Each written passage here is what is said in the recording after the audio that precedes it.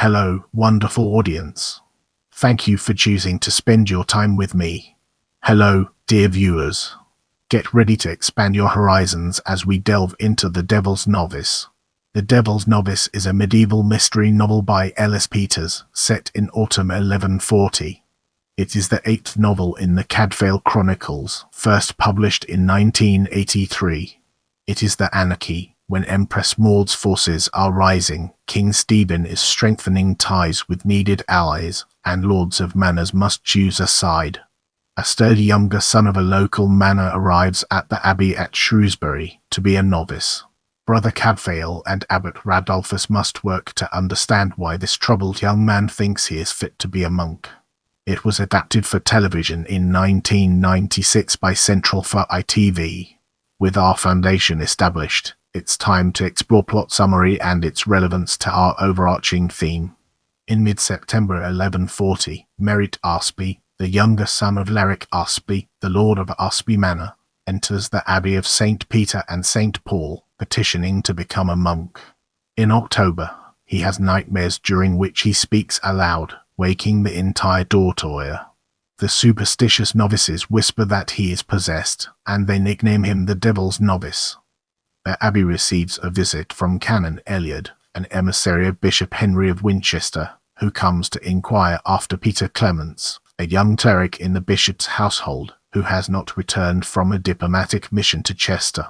Because Clements was last seen as a guest at Aspey Manor, Eliot questions Merritt, who had tended the guest's horse at the manor. The following morning, Laric had ridden the first mile out with his guest, who was on his way to Whitchurch for his next night's lodging.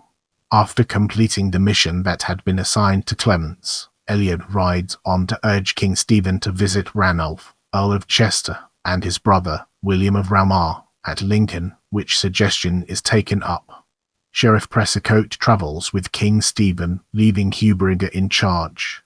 Armed with Merritt's description, Bringer finds Clement's horse and returns it to the Abbey stables. The next morning, Merritt identifies the horse for Bringer, telling the horse's name, Barbary, same name he cried in his sleep. Brother Jerome is officious. Merritt jumps on Jerome and nearly strangles him, before Cadfael restrains him. Merritt is punished by being whipped and kept 10 days in a punishment cell. Cadfael visits Aspey Manor. He meets Merritt's family and neighbours, his favoured elder brother, Nigel, Nigel's betrothed, Roswitha Lind, beautiful and flirtatious, Roswitha's twin brother Janin, an easygoing man and Nigel's best friend, and Laric's ward, Isorophorit. Laric sheds no light on Merritt's wish to take orders. As he leaves, Cadfael meets Isorophorit, who provides some useful details about Clement's visit. He also learns that Merritt is in love with his brother's Finch. But Isola loves Merritt and intends to have him for her own, declaring that Merritt's attachment is a passing fancy, for, she says, Roswitha loves Nigel. The pair will marry before Christmas, then live at Laric Aspey's manor near Newark. Back at the Abbey, Cadfael shares 2 secrets with Merritt, that he, Cadfael, is a father, and that Merritt is assigned to help Brother Mark at St. Giles, the laser house maintained by the Abbey, after his confinement. Cadfael and Hugh Bringer plumb the possible connections between 2 events now linked only by time, the disappearance of Clements and the appearance of Merritt at the monastery. On a dry 3 December, Brother Mark and Merritt set out to gather firewood with the St. Giles lepers. Merritt leads them to a clearing where for years charcoal had been made. In one of the wood stacks, they discover a charred skeleton. The remains are carefully brought to the Abbey by Hugh's men. A sergeant brings in a half-starved man living wild in the forest. Harald is a runaway villein farrier from a manor to the south. He found Clement's dagger in the forest. Serving 2 purposes, Bringer lets it be known that Harald is taken for the murder of Clements. After Merritt hears this rumour, he walks in his sleep, taking a serious fall. On waking, Merritt confesses to the killing to free the innocent man. Brother Mark asks Merritt to confess to his priest, but Merritt refuses.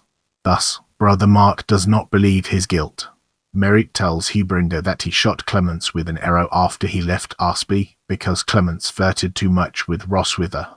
His father discovered him trying to hide the corpse, and he gave him a choice: to admit his guilt and be executed, or else give up the rest of his life for penance as a monk, thus saving the family honor. Neither Hugh nor Cadfael believe him guilty. Eliud returns. He identifies the cross and ring as belonging to Clements. Leric Aspey comes to the Abbey for his son's marriage. Leric tells Cadfael of finding Merritt with Clement's body that afternoon. Leric believed the scene before him. After Merritt agreed to join Shrewsbury Abbey, Leric drove the horse away and burned Clement's body in the wood stack. Cadfael points out that Merritt must be shielding someone else. Leric refuses to believe it is Nigel. Cadfael explains one flaw in the father's assumptions: the time of the death. Clements was found only a few miles from Aspey, and thus killed in the morning. Isolde visits Merritt at his room in St. Giles. She rejoins Cadfael to return to the Abbey, discussing how to undercut Merritt's false confession. "Girl," said Cadfael, breathing in deeply, "you terrify me like an act of God. And I do believe you will pull down the thunderbolt." Isolde and Roswitha make final preparations for the wedding next day. Isolde chances on an antique brooch in Roswitha's possession. Isolde saw the same one on Clement's cloak at Aspey Manor. She meets Cadfael to report her thunderbolt to him. He realizes the importance of the brooch being intact, unburnt. She arranges for 2 horses to bring Brother Mark and Merritt to the Abbey to witness his brother's marriage. Isolde puts the brooch on Roswitha's cloak. After the couple are married, they walk out into the gateway. Canon Eliud instantly recognizes the brooch as a gift from the bishop to his late clerk. When he asks where Roswitha got it, she lies, a lie that Leric challenges publicly. She admits that her brother Janin gave it to her. Janin has already fled the Abbey on one of Isolde's horses. As Brenda prepares to pursue him, a messenger from King Stephen arrives, ordering the local night service to muster immediately. The 2 Earls of Chester and Lincoln have declared their independence from either side in the Civil War and have set up their own kingdom in the north, taking Lincoln Castle. Nigel has fled the grounds, taking Isolde's other horse. Bringa's sergeants pursue them. In the woods near Stafford, Nigel catches up with Janin, whose horse has been lamed. Nigel offers to carry them both on his horse. Janin stabs Nigel, steals his horse and rides on.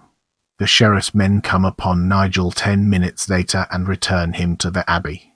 Nigel and Janin were offered castles and commands by William of Rumar on their summer visit to the northern manor. Clements shared his mission with these distant relations. Clements would have stumbled on a meeting of the earls and their allies. Nigel proposed to send word ahead, but Janin shot Clements down in the forest. When Nigel learned this, he went to the forest to bury the body. Merritt discovered him, and he heard their father's hounds approaching. He told his brother to run, knowing that Leric would be heartbroken if Nigel were blamed, but unaffected if Merritt was. Nigel repents of his treason while healing from his wound. Brenda expects him to join the king's army, marching north to confront the rebels. Merritt and the villain Hald are both absolved of guilt. Hald is found a farrier job in town, where he will be safe if he stays a year and a day. Only now does Leric see the similarity of himself and Merritt. He confesses his sins to Abbot Radulfus, and asks him for 2 additional favours. First, that Leric be allowed to sponsor Brother Mark, who has been a true friend to Merritt, in his studies for the priesthood, and second, that the abbot witness a new will that leads his manor to Merritt. With Janin gone, Nigel will inherit the Lynn manor through his wife. Leric begs Merritt's forgiveness, and the 2 reconcile. Roswitha's lies broke the charm for Merritt. So he gained his affections, now he shared his monk's habit. When he parts from Brother Cadfael, Merritt explains how the term brother came hard to his lips in their conversations, as he wished to call him father. Cadfael accepted that from son Merritt. Let's now turn our attention to characters and uncover the fascinating insights it brings to the table. Brother Cadfael, herbalist monk at the Benedictine Abbey at Shrewsbury, with a talent for finding the truth of a problem. He is 60 years old, having joined this monastery about 17 years earlier, after a life in the world as man-at-arms, sailor, crusader, and lover of a few women. He is godfather to Giles Brinder, son of Hugh and Aline. In terms of the monastery, he is a conversus, in contrast to those men who entered as children, turned oblatus. Abbot Radulfus, head of the Benedictine Abbey of Street Peter and Street Paul at Shrewsbury, a wise, calm but forceful man, based on the real abbot of that time. In this story, he decides the monastery will no longer accept small boys as future monks, they will be accepted only for schooling. Brother Jerome, confessor of the novices at the Abbey. He is a man who loves the sound of his own voice, and is a stickler for rules. Brother Paul, he is the monk in charge of the novices and pupils at the Abbey, including the newest, Merit. Brother Mark, young monk at the Laser House of St. Giles. He is a quiet, self-effacing man with deep internal strength. He was helper to Cadfael in the Herbarium, and is much loved by Cadfael. He is of slight build from a rough childhood, about 20 years old. He was introduced in monkshood. Leric Aspby, lord of nearby Aspby Manor. He is recently widowed, a man of honour, stern and decisive, of Saxon blood, who married a woman of Norman heritage, Avota. He is a generous supporter of the Abbey. He owns a second manor a ways north, which his elder son will manage upon his marriage. Nigel Aspby, elder son of Leric and Avota. He is about 25 years old, tall and handsome, promised in marriage to Roswitha, and much in love with her. He is the eldest of the 5 young people on 3 adjacent manors who grew up together. Merit Aspby, younger son of Leric and Avota. He is 19 years old, strong and active, but not as tall as his father. Accompanied by his father, he presents himself to be a monk at the Abbey, parting from his father very formally. He is a troubled young man, but trustworthy. Wulfric Lind, neighbour to Leric Aspby. He has a manor, is widowed and father of twins. Roswitha Lind, daughter of Wulfric. She is beautiful and flirtatious, engaged to marry Nigel Aspby since birth but also in love with him. Like her brother, she has red gold hair. Janin Lind, twin brother of Roswitha. He is easy and charming, not yet interested in marriage himself. He is about 22 years old. Isoda Forit, orphan and ward of Leric Aspby. He manages her manors until she is of age. She is 16 years old, charming and outspoken, growing rapidly to womanhood, and quite fond of Merit Aspby. Gilbert Pressicote, Sheriff of Shropshire, in King Stephen's service. He is away with the king for the duration of this story. Introduced in One Corpse Too Many. Hugh Bringer, Deputy Sheriff of Shropshire. He is about 25 years old in this story. He is a close friend to the older man Cadfael and married to Aline. He is father of baby Giles, who passes his first birthday in this story. Hugh was introduced in One Corpse Too Many. Canon Eliot, priest in service to the Bishop of Winchester, Henry of Blois' brother to King Stephen. He is termed a Black Canon, meaning he followed the Augustinian rule. He came to Shrewsbury tracing Peter Clements, the messenger first sent on the errand of diplomacy that Eliot completed. As the bishop is working out of England for a short while, Eliot is the primary man on staff working to negotiate alliances toward peace. Peter Clements, young priest of a courtly manor, a clerk to the Bishop of Winchester, distant kin to the late Avota Aspby. His failure to return to Winchester is announced in Shrewsbury by Canon Eliot. Hald, farrier and villeinter man near Gretton. He is now living wild in the long forest near Shrewsbury because he failed to kill his lord's steward in revenge for raping his sister, thus ran away. Our focus now turns to continuity, an important aspect of our discussion. The ending of the novel sets up the Battle of Lincoln that opens the following novel, Dead Man's Ransom, in which an army under Stephen marches north to confront the rebellious barons, only to have them surrender and then be confronted by an army from the Empress Maud. Cadfael reflects that Hugh Bringer, on his way north, will prefer that Janin is captured or killed in the coming battle, but the subsequent novel does not make clear whether this happens. Hugh expects Nigel to take up arms for the king, which he did in the Potter's Field in late 1143, when the king asked for aid in putting down Geoffrey de Mandeville.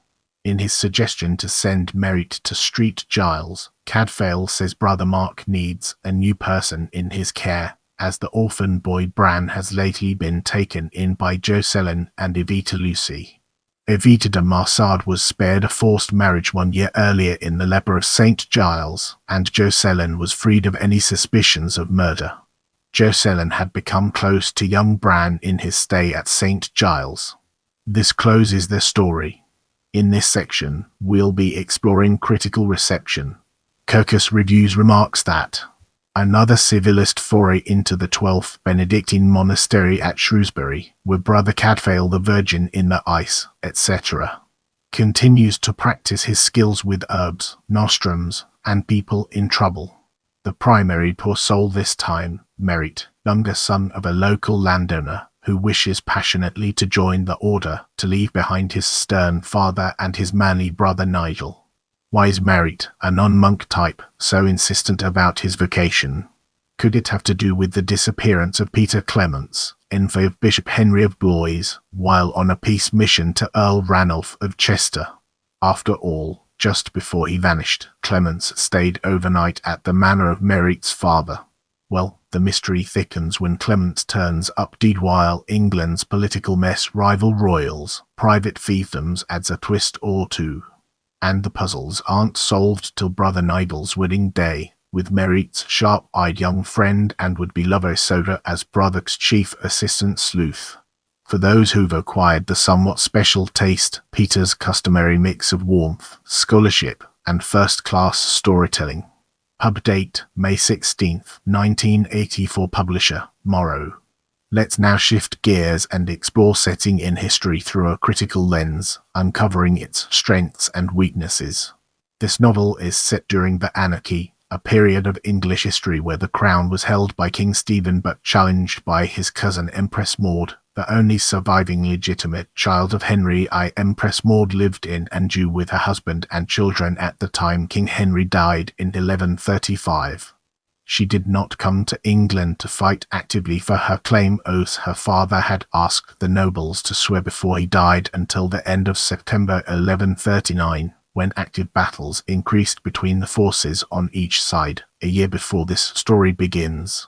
At this time in 1140, some of the more powerful barons, like Ranulph, Earl of Chester and his half-brother William of Ramar, did not take a side, preferring to work on increasing their own lands and power, while sometimes keeping order in their own domain. The earldom of Lincoln and Lincoln Castle are in play. Eventually William of Ramar will have it, but not for several years 1143 and after sieges and captures, though the author has him given the title in 1140. The church officials in England were aiming to settle the dispute, to stop the chaos of battle or disorder across England. Stephen's younger brother, Henry of Blois, was Bishop of Winchester, a Cluniac monk, and the papal legate of England, making him a powerful churchman in England. He was also wealthy by inheritance. Stephen had offended some powers in the church, e.g., he seized the castles of Nigel, the Bishop of Ely. His brother attempted to soothe those problems as well, at a peace conference at Bath that ultimately failed. Ranulph of Chester did act opposite to his agreement with the king in such a short time span. The king reacted in force and immediately to what was treason to him. The Battle of Lincoln succeeds in the eventful year of 1141. The story is set in real places, including Shrewsbury Abbey and the city of Shrewsbury, mentioning events taking place in Winchester where Stephen called his lords and sheriffs together at Michaelmas for reckoning of rents and updates on status of his allies. The priest headed to Whitchurch after leaving the Aspey Manor, a market town of Shropshire, about 20 to 25 miles on modern roads from Shrewsbury. Lerwick Aspey's second manor is near Newark, over 100 miles northeast on modern roads from Shrewsbury and in the vicinity of Lincoln, an area where allegiances were not yet settled between king and empress. The two friends met outside Stafford, some 40 miles from Shrewsbury on modern roads, on the way to Lincoln.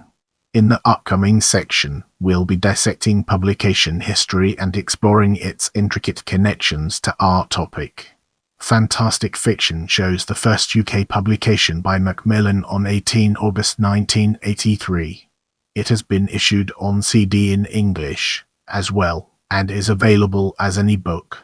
Fantastic Fiction lists English language editions, 4 audio cassette and 3 audio CD issued from 1993 to February 2013. 9,781,433,265,112. Publisher Blackstone Audio Books. 9 paperbacks from December 1985 to April 2012. 5 hardback editions from August 1983 to July 2000.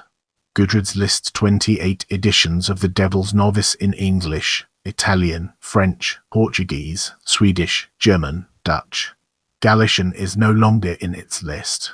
It is in multiple formats: hardcover, paperback, large print, audio cassette. Italian, El Novizio del Diavolo, published 1994 by TEMR's Market paperback. 236 pages. Authors Ellis Peters, Monica Zarni. Translator, French, Les Apprentis du Diable, published 17 July 2005 by the GE. 253 pages. Authors Ellis Peters. Portuguese, O Novio do Diabo, published 2008 by Record. 236 pages. Authors Ellis Peters. Swedish, Dervelens Novice Broder Cadfael. 223 pages. Authors Ellis Peters. German, De Teufels Novice Bruder Cadfael, published 1988 by Hein Deutsch Österslebe, paperback. 254 pages. Authors Ellis Peters. Dutch, De Duivelstrom, published 1989 by De Bokri, paperback. 202 pages.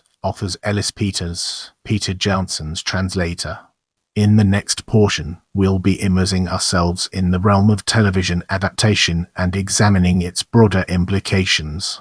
The book was adapted for television by Central Television for ITV, starring Derek Jacobi as Cadfael, Christian and Holt as Merritt, and Julian Glover as Lerick. It was shown as Season 2, Episode 2 in 1996. The TV adaptation is largely faithful to the book, with a few Janson proper names are changed to sound more modern. Nigel becomes Tristan Patrick Toomey, Ross Wither becomes Rosanna Chloe Annette, and Isoda becomes Isabel Louisa Millwood Hay. The name of Merritt's family and his father's manor is changed from Usby to Ashby. There is an extended prologue showing Peter Clements in Reddington overnight stay at Ashby, where he alienates everyone with his arrogant and patronizing manner, except Rosanna, who flirts with him shamelessly. Brother Mark's role in the novel is fulfilled by Cadfael's earnest assistant, Brother Oswin Mark Charnock. Hubring Ewan McCarthy travels out of Shrewsbury, leaving his less subtle deputy, Sergeant Warden Albie Woodington, in charge, who repeatedly clashes with Cadfael over the solution to Clement's murder. Under pressure from Canon Eliot Ian McNeice, Warden is all too eager to condemn first Harold John Dallimore, and then Merritt, for the crime.